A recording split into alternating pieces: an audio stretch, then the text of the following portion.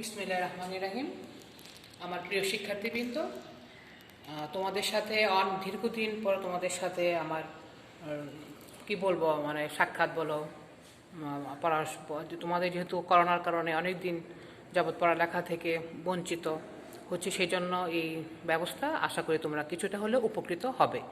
তো আমাদের তো প্রথম পত্র আমাদের শেষ হয়েছিল। আমি আজকে তোমাদের সাথে আলোচনা করব বিপণন কি, আর সাবজেক্টের নাম তো তোমরা জানোই, উৎপাদন ব্যবস্থাপনা ও বিপণন, দ্বিতীয় পত্র। তো আজকে আমাদের আলোচ্য বিষয় হচ্ছে বিপণন কি, জিনিসটা কি সেটা তোমাদের সাথে আমি আজকে আলোচনা করব। দেখো তোমরা এখানে বোর্ডের দিকে তাকা লেখা আছে বিপণন কি, এর বৈশিষ্ট্য আমাদের আজকে আলোচ্য বিষয়। বিপণন জিনিসটা পড়ার আগে আমাদের জানতে হবে এইটা কি, বিপণন কি।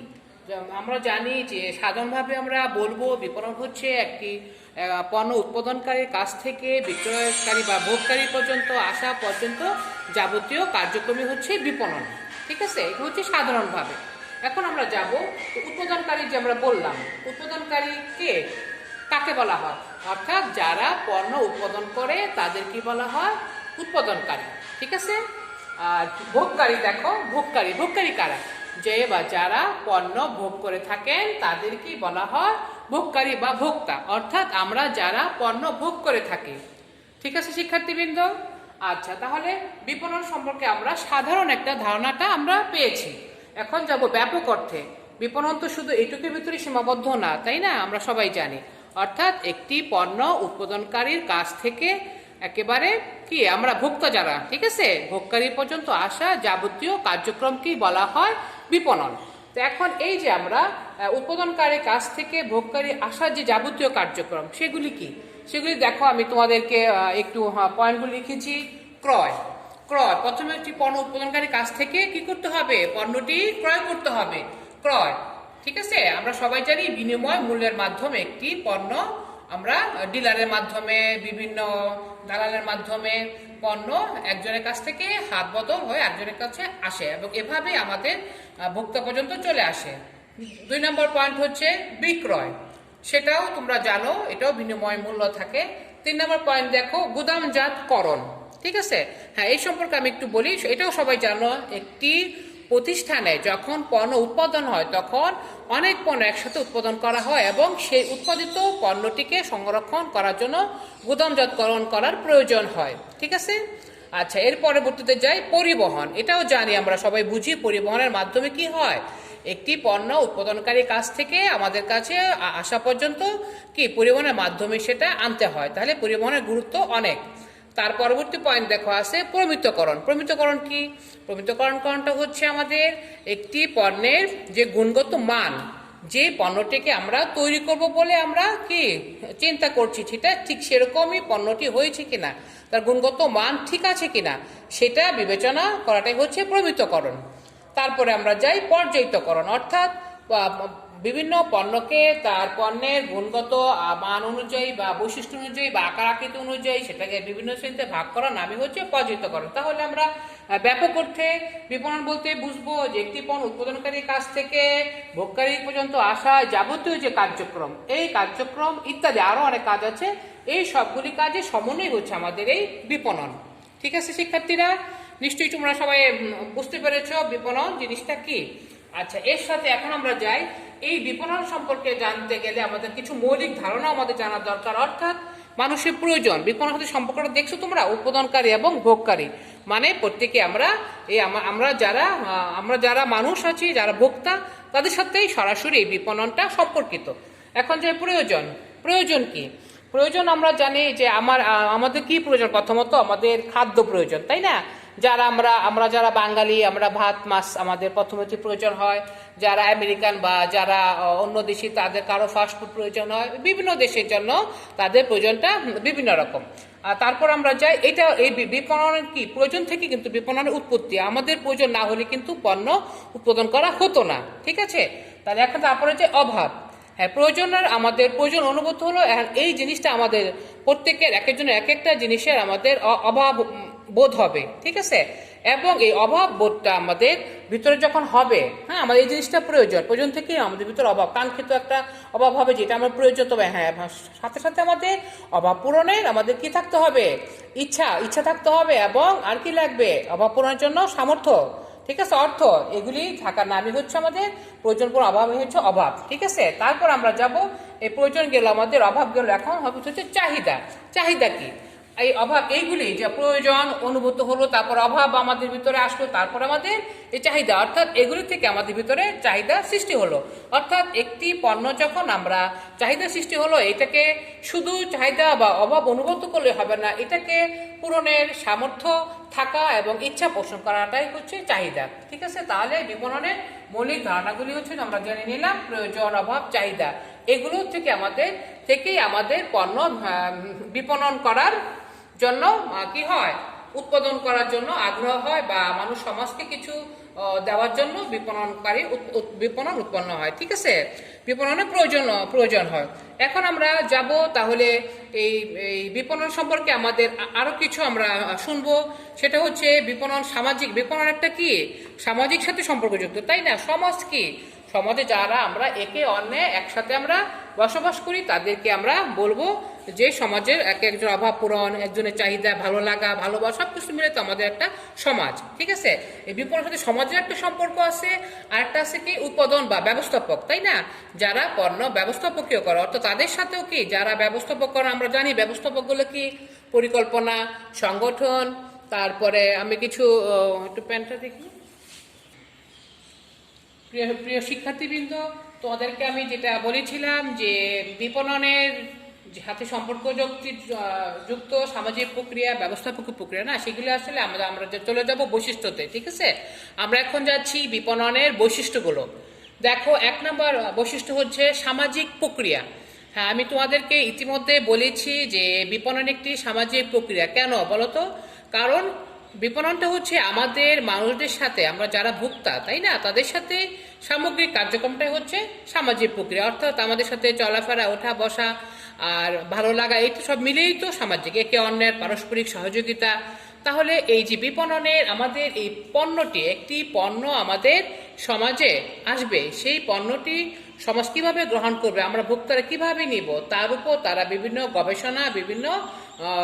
গবেষণা করে সেই পণ্যটি তারা বাজারে ছাড়ে, ঠিক আছে। তাহলে আমরা অনায়াসে বলতে পারি যে বিপণন একটি সামাজিক প্রক্রিয়া। এরপরে যায় অর্থনৈতিক প্রক্রিয়া।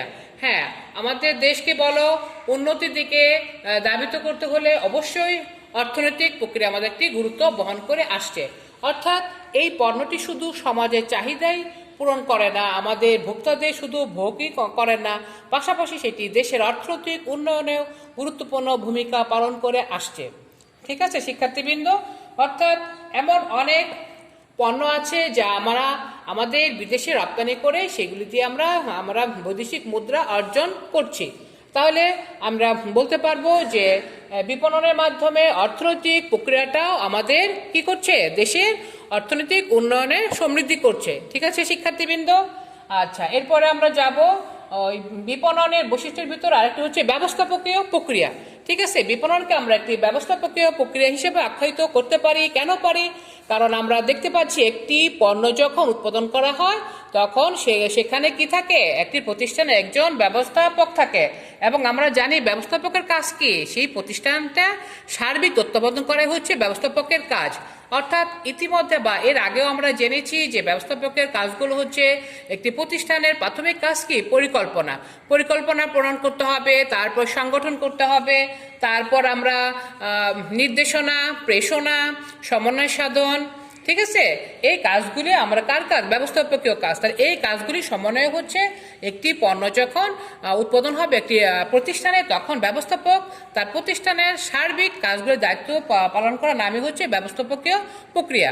তাহলে আমরা ইতিমধ্যে বুঝে গেছি যে বিপণনের বৈশিষ্ট্যের মধ্যে ব্যবস্থাপকীয় প্রক্রিয়া হচ্ছে একটি গুরুত্বপূর্ণ বৈশিষ্ট্য।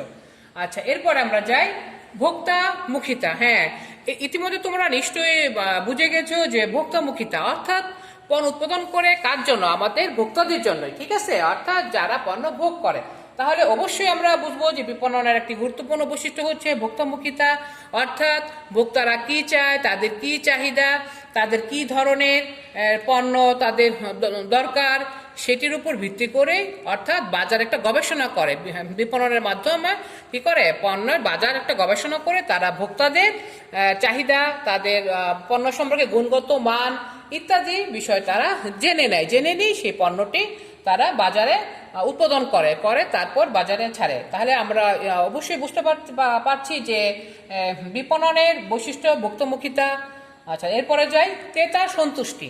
হ্যাঁ, একটি পণ্য যখন উৎপাদন করা হয় এবং সেই পণ্যটি যেহেতু ক্রেতা বা ভোক্তা একই জিনিস, তাই না? তোমরা সবাই নিশ্চয়ই জানো যে ক্রেতা যারা ভোক্তা একই জিনিস, অর্থাৎ এই ক্রেতার সন্তুষ্টি অর্থাৎ ভোক্তার সন্তুষ্টি হলেই তাহলে সেই পণ্যটি কি হলো, সেই পণ্যটি সন্তুষ্ট হলো আর কি উৎপাদনকারী। যে পণ্যটি যদি আমরা ক্রেতা ভোক্তারা যদি ভোগ করে বা ব্যবহার করে সন্তুষ্টি অর্জন করতে পারি, তাহলেই বুঝবো যে ক্রেতা সন্তুষ্টি অর্থাৎ সেই পণ্যটি উৎপাদন করাটাও সার্থক। আচ্ছা, তারপরে আমরা যাই কার্যাবলী সমষ্টি। হ্যাঁ, আমরা তোমাদেরকে বিপণনের সংজ্ঞাতে বলেছি যে উৎপাদনকারী কাজ থেকে একটি পণ্য ভোগকারী পর্যন্ত আসা পর্যন্ত যাবতীয় কাজই হচ্ছে বিপণন, তাই না?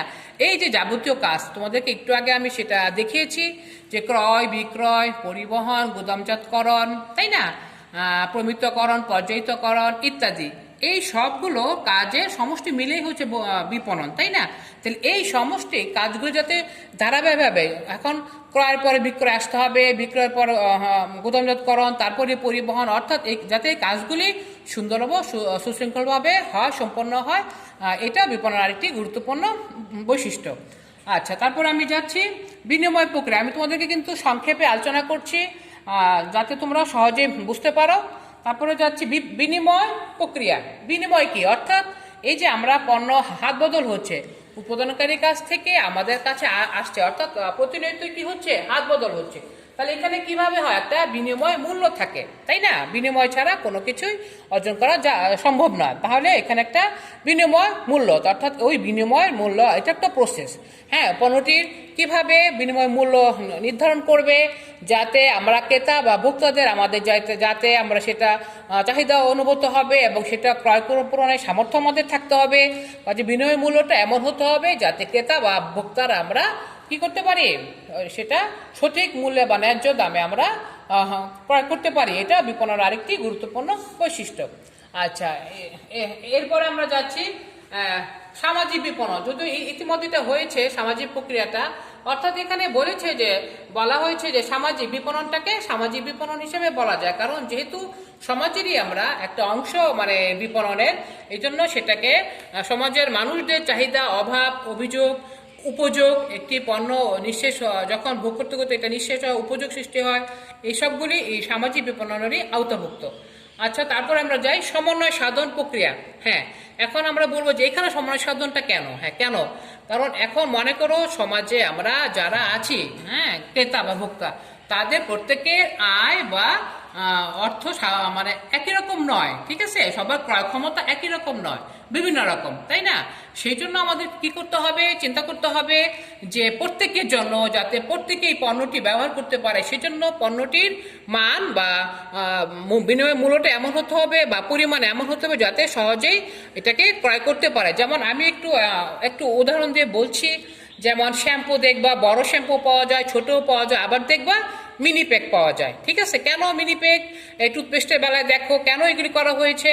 মনে করো আমার যার অর্থনৈতিকভাবে বা তার মাসিক ইনকাম কম, তখন সে ছোটটা ক্রয় করবে, ঠিক আছে?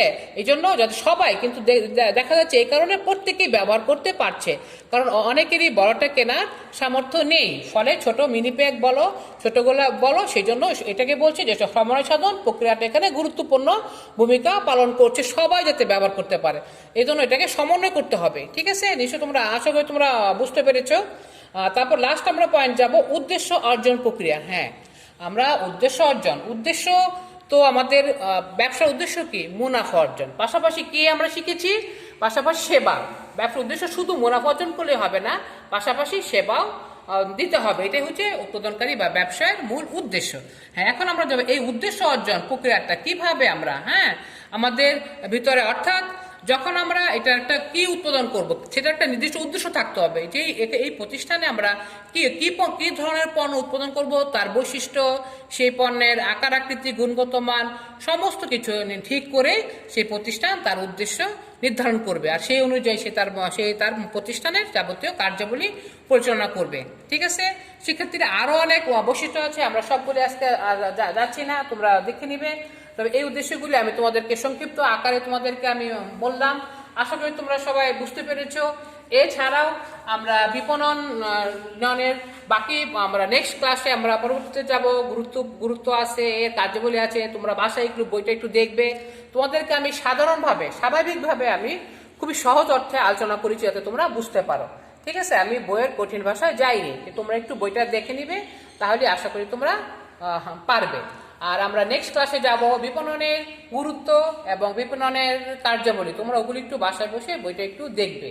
ঠিক আছে, আর যদি তোমাদের কোনো কোশ্চেন থাকে আমার কন্ট্যাক্ট নাম্বারে অবশ্যই আমাকে কন্ট্যাক্ট করবে, আমার সাথে কথা বলবে, আমি তখন তোমাদেরকে শেখানো, আবার তোমাদেরকে যেটা না বুঝবে সেটা আমি তোমাদেরকে বুঝিয়ে দেব। ঠিক আছে প্রিয় শিক্ষার্থীবৃন্দ, তোমাদেরকে আমি খুব সহজ সাধারণভাবে আলোচনা করেছি। তবে নেক্সট তোমাদের সাথে আমার যে চ্যাপ্টারগুলি নিয়ে কথা হবে, তোমরা সেগুলি একটু আগে একটু পড়ে আসবে। আর তোমাদের সবাইকে কি বলবো, দেশে আমরা সবাই এখন করোনার কারণে আমাদের এইভাবে ক্লাস নিতে হচ্ছে, তোমরা সবাই জানো। সবাই সুরক্ষা থাকবে, সবাই ভালো থাকবে, সুস্থ থাকবে। হ্যাঁ, সবাই নিজেকে করোনা থেকে সুন্দরভাবে রেখে ভালো থাকবে, সবার সুস্বাস্থ্য কামনা করে আমি আমার এই ক্লাস শেষ করছি। আমার জন্য সবাই দোয়া করবে। আল্লাহ হাফিজ।